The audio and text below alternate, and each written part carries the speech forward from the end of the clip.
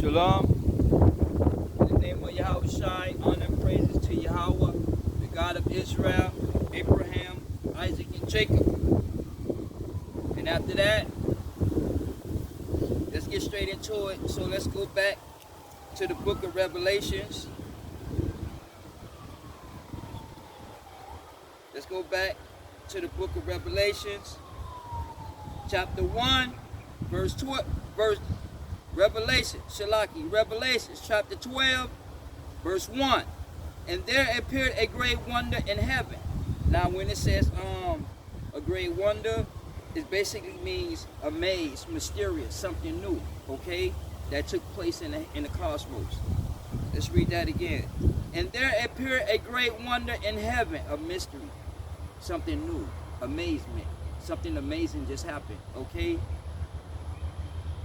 A woman clothed with the sun and the moon under her feet. And now when it says the woman clothed with the sun and the moon under her feet, it's basically talking about the constellations of the stars, okay? The constellation Virgo, okay? It is what it is. Let's read that again.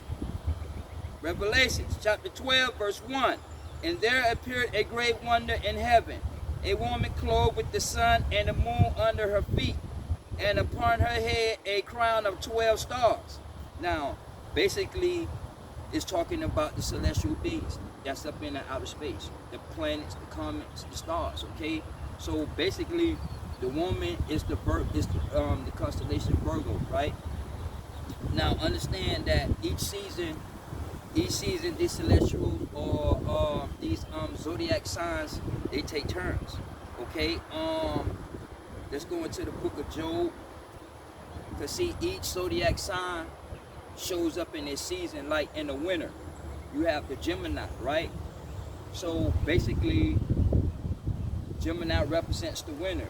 Okay, so when Christ was born, he was born in the fall, right? And the fall is winter. So that's where the confusion come in at, because y'all think that he was born on the 25th of December, which is in December the 31st is actually basically when the season of winter begins. Okay, it is what it is. Let's read that. Let's read that again. Let's go to Job right quick. 38, right?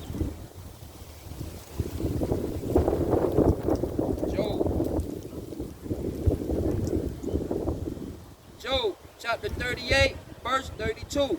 Canst thou bring forth Mazzaroth in the season? Now, Mazzaroth is that Hebrew word for the constellation. Okay, let's read that again. Canst thou bring forth constellation or Mazzaroth in the season, or canst thou guide Curvis with his sons? See, so basically each zodiac sign takes turns. Okay, it is what it is. Let's go back and finish up.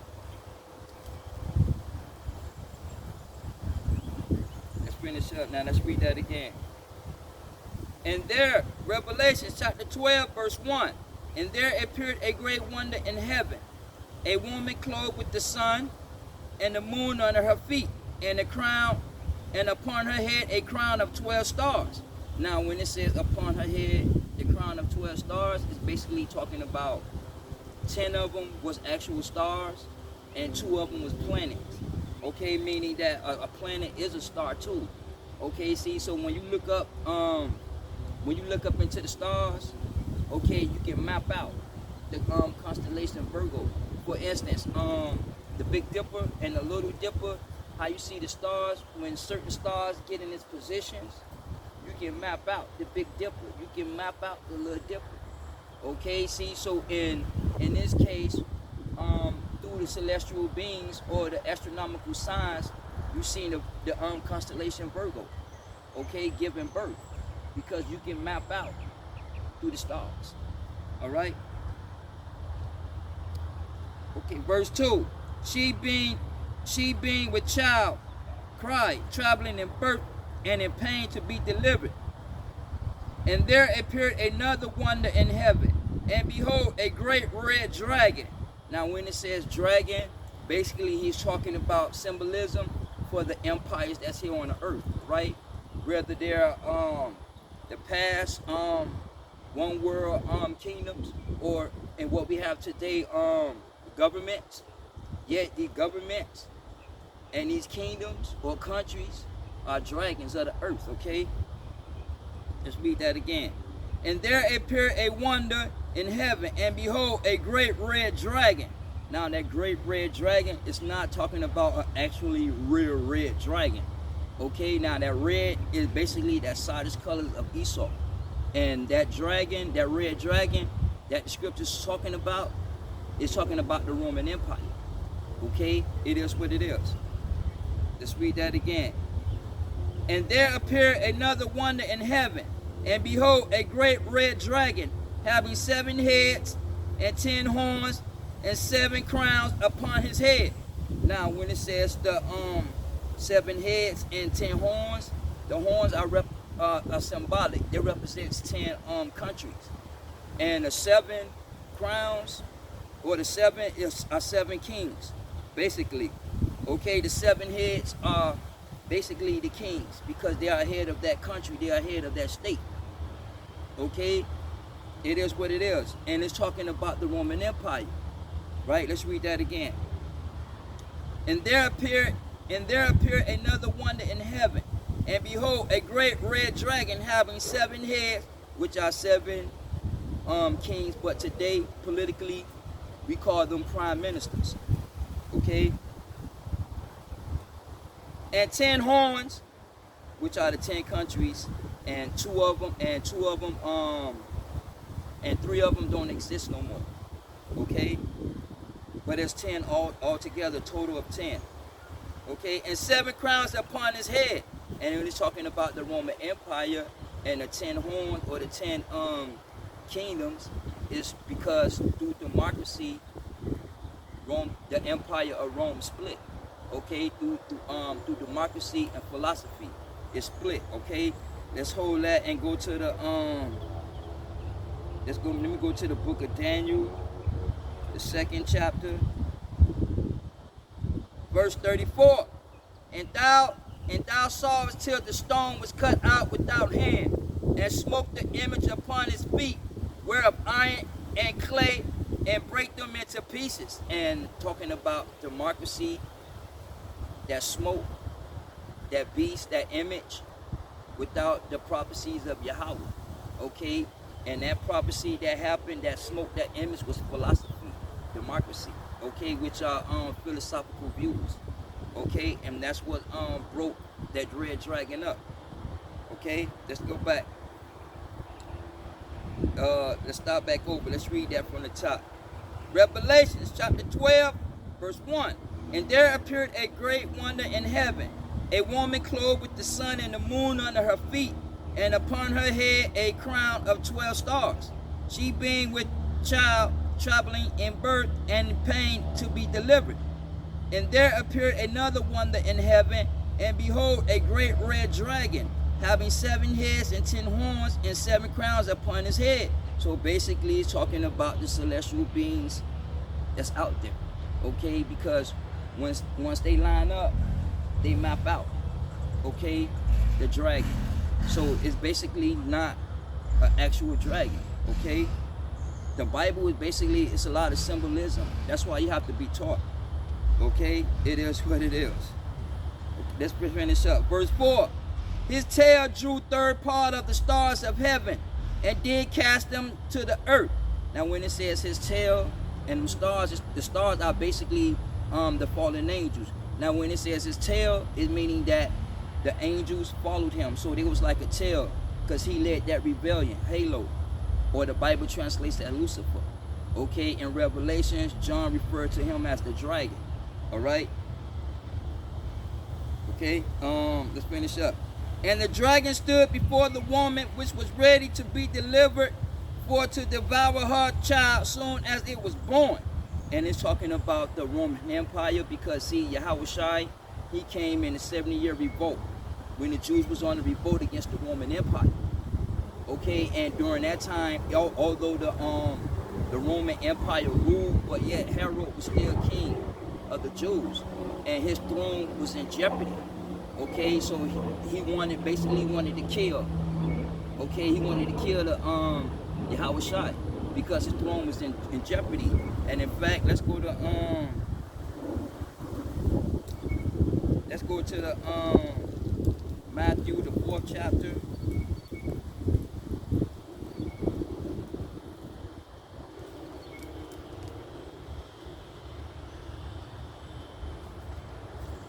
Oh, Shalaki.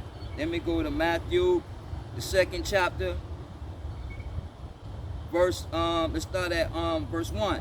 Now, when Yahawah was born in Bethlehem, Judea, in the days of Herod the king, behold, came wise men from the east to Jerusalem, saying, where is he that is born King of the Jews? For we have seen his star in the east and are come to worship him. And that star is in the east. Come to worship him is celestial beings, okay, or celestial bodies. Verse 3. When Herod the king heard these things, he was troubled, and all Jerusalem with him. And when he had gathered all the chief priests and scribes to the people together, he demanded them where Christ should be born. Verse 7. Then Herod, when he privately called the wise men, inquiring of them diligently what time the star appeared, and he sent them to Bethlehem and said, go and search diligently for the young child, and when ye have found him, bring me word again that I may come and worship him. And basically he wanted to kill him because his throne was in jeopardy. All right, so it was ready to be devoured. Okay, it is what it is. Let's go. Let's finish up. Verse 5. Revelations chapter 12, verse 5. And she brought forth the man-child who was to rule all nations with the rod of iron. And who was to rule the nations with a rod of iron? It's talking about Yahawah. Okay, the man-child. So let's go back into the book of Matthew, the 2nd chapter, and let's start at verse 5. And they said unto him, in Bethlehem of Judea, for thus it is written by the prophet. What? Thus it is written by the prophet. And thou, Bethlehem, in the land of Judea, thou art least among the princes of Judah. For out of thee shall come a governor. What? For out of thee shall come a governor. And the governor is the ruler. So basically that's the political terminology. Okay, kings is the terminology. Kingdoms is the terminology, because we say countries. We don't say kingdoms. We say prime minister and presidents. Okay, it is what it is. All right, and that shall rule my people Israel. Okay, so she brought forth the man-child. And when you go up into the astronomical, you can see how the man-child was brought. Okay, because you have celestial beings that lines up in certain positions in certain places of the heavens. Because see, Yahawah, not Yahawah, but Yahawah speaks through his creation. Okay, he speaks through his creation. So let me hold that and let me get Jeremiah. Let's go to the book of Jeremiah, the 10th chapter. Jeremiah chapter 10, verse 13. And when he uttered his voice, there is a multitude of waters in the heavens. Because see, heaven is filled with water. Okay, it's in its original state. Okay, because when water melts, it evaporates. Okay, let's read that again. Jeremiah chapter 10, verse 13. When he uttered his voice, there is a multitude of waters in the heavens.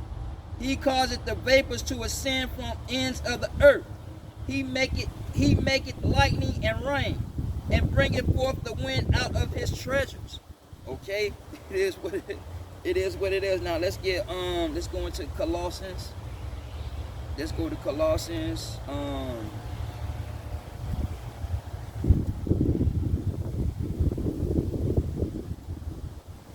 Let's go to Colossians chapter 1, verse 16. For by him were all things created, that are in the heaven and that are in the earth, visible and invisible, whether they be thrones or dominions or principalities or powers. All things were created by him for him, and he is before all things, and by him all things consist. Meaning that he speaks through his whole creation. Okay, whatever take place in the cosmos, you have political events that take shape down here. Okay, they go hand in hand, because actually the children of Israel is connected to the cosmos. Okay, it is what it is. As a matter of fact, I'm gonna hold that. Let's get Jeremiah. Let's go into the Jeremiah, the 31.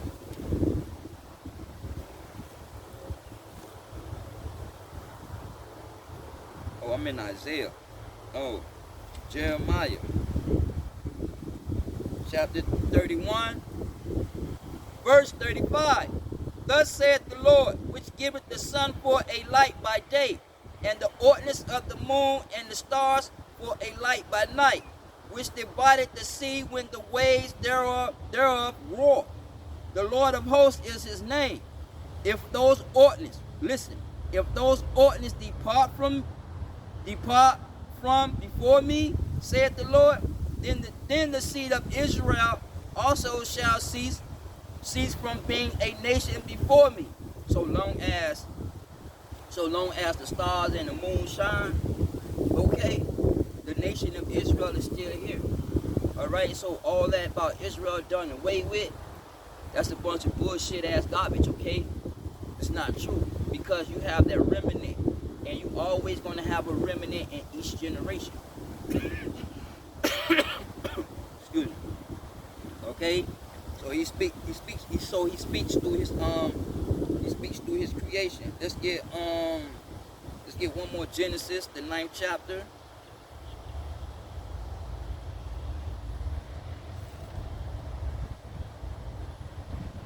Genesis chapter 9. Let's go verse 15. And I will remember my covenant, which is between me and you and every living creature of all flesh, and the waters shall be no more become a flood to destroy all flesh, and the boat shall be in the cloud, and I will look upon it, that I may remember the everlasting covenant between Yahawah and every living creature of all flesh that is upon the earth. Meaning that he speaks through his creation. Everything that Yahawah prophecies come to pass, it is played out through the cosmos, and eventually it's played out down here on this earth, because we are connected, okay? Because he created all things. All right, it is what it is. Okay, see, so those signs are basically astronomical. Okay, let's get Matthew. Let's go into the book of Matthew, the 27th chapter. Matthew 27. Let's go to verse 45. Now from the 6th hour there was darkness over all the land until the 9th hour. Now when it says darkness all over the land, it's basically talking about an eclipse. Okay, the star that appeared when the man-child was born, Yahawah, that's an astronomical science. Okay, God, Yahawah calendar is lunar. Okay, he speaks through his creation. He speaks through the cosmos. Okay, you have the 12 zodiac signs. You have the 12 tribes of Israel. What's that scripture? He say, the number of sand of the sea. Can you about Israel? About the number of sea of the sand? Somewhat like that. Okay, it is what it is. See, so long as these celestial beings or celestial bodies is in play, the nation of Israel is still here to this day, but we just in America. And the thing is that philosophically, y'all don't know who you are, okay? Because the whole concept of slavery is to wipe out your mental nationality of who you are. So you answer to nigger, Negro, African American, black man, and so forth, okay? It is what it is. Let's go back. Revelations chapter 12, verse 6. Now let's finish up with 5. And she brought forth the man-child who was to rule all nations with the rod of iron. her child was caught up unto Yahawah to his throne, because he was the man child. He was the one that was to come, that was in the writings of Moses, and that was spoken in the book of Genesis. Okay, that we're going to get into. All right, verse 6.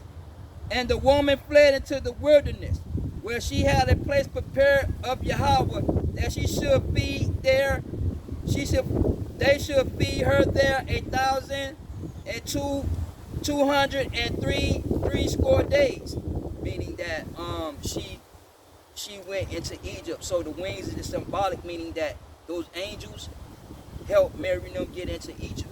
Okay, and help them get them into Egypt. Okay, let's get Hosea. Let's go to the book of Hosea.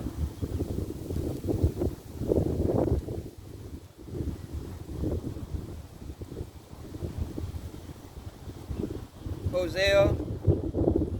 Let's go to chapter 11. Hosea chapter 11, verse 1. When Israel was a child. What? When Israel was a child. And he's talking about Yahawah. Okay, because he is the nation of Israel. He represents Israel. Okay. When Israel was a child, then I loved him and called my son out of Egypt. What? Called my son out of Egypt? Because out of Egypt came Yahawah. Okay, they fled into Egypt and stayed there for an extra amount of time, and then came back.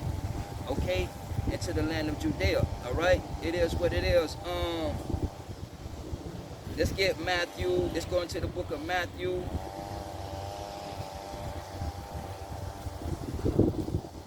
Second chapter, verse 15.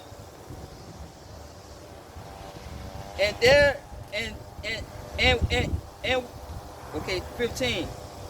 And was there until the death of Herod, and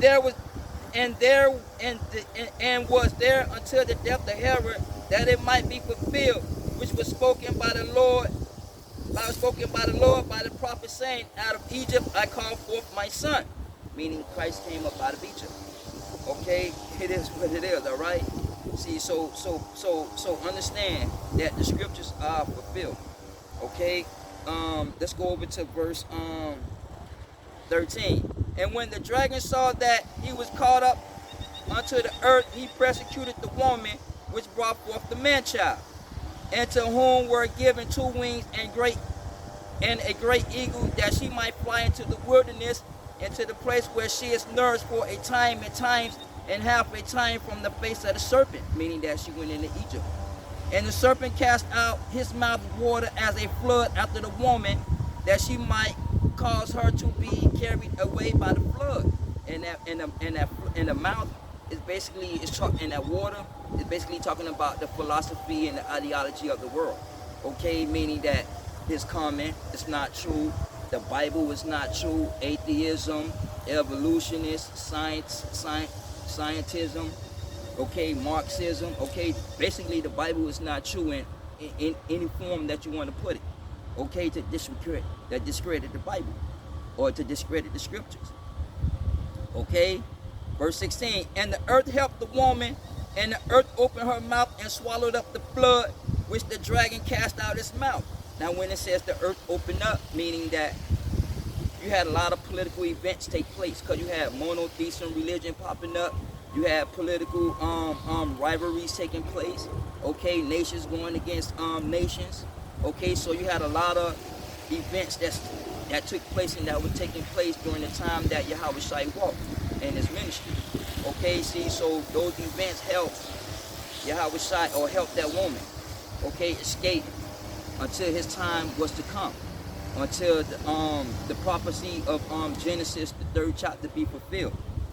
Okay, verse 17. And the dragon was wroth with the woman, and went to make war with the remnant of her seed, which kept the commandments of Yahawah, which kept the commandments of Yahawah, and to have the testimony of Yahawah, and meaning that we are at war. Okay, but it's just that you all not able to see, because philosophically you don't know what to look for. But basically we are in a spiritual war, and that spiritual war is political. because it's about your soul. What's the Democratic Biden and Harris campaign slogan? Was what? The battle for American soul, because this is about your soul. Okay? It is what it is. This is about your soul, where when America go into this religious economic system, you will be worshiping that beast they eat. Okay? Okay, it is what it is, and we are at war. As a matter of fact, let's go to the book of Romans. Romans chapter 13, verse 1. And let every soul be subject unto the higher power. What? Romans chapter 13, verse 1. Let every soul be subject unto the higher power. For there is no power but Yahawah. Okay? It is, so we are being subject to Yahawah and the powers. That's the Father and the Son. Okay, that bear witness in the heavens. Okay. Now let's go into the book of Matthew, the 4th chapter. Let's start at verse 8. Again, the devil taketh him up into an exceeding high mountain, and show him all kingdoms of the world, and the glory of them. And he said unto them, all these things will I give thee, if thou wilt fall down and worship me. Then Yahawah said unto him, get thee hence, Satan, for it is written, thou shalt worship the Lord thy God, and him only shalt thou serve. Okay, meaning that he showed him all kingdoms of this world. And basically, to gain the world and to lose your soul. Okay, because when he showed him the kingdoms of the world, okay, that's about your soul.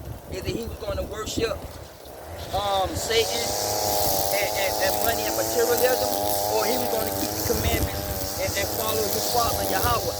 Okay, and when that temptation determined that he was or who he was, because see, a lot of men fail.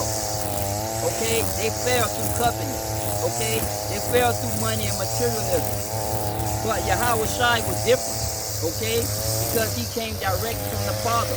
Okay, he didn't come through the loins and the sinful nature of man. Okay, and this is what this game is about, your soul. Okay, either you're going to worship Yahawah and keep the commandments, or you're going to be a slave to ideology and human philosophy. And because this is Satan's kingdom, regardless of how you want to put it, this here is Satan's kingdom, and it will come to an end, and it's coming to a close. Because you can see the events taking place, because see, the prophecy has been fulfilled. Okay? All right, it is what it is. Okay, see, so now, so you have a lot of people today sell their soul. LeBron James, Michael Jackson, Rick Ross, 50 Cent, all these people in Hollywood, LeBron James, Michael Jordan, all these people sold their soul. Whoopi Goldberg. They sold for riches and money. Okay? They didn't want to face them consequences of being disobedient of their sins and their father's sins. They refused to be Israel. They refused these commandments. So what they did was sell their soul for money and materialism. That's why it's a wrap for them. Okay? To gain the world, to lose your soul for money and materialism. But philosophically, that's what these philosophers, Greek and Roman philosophers, they reshape the way we view God, Yahawah, money, and materialism. Okay? That's why it's important to stay in the scriptures. Well, I got to get up out of here. My time is limited. I'm going to catch you on the next one. May Yahawah be with you all. Shalom.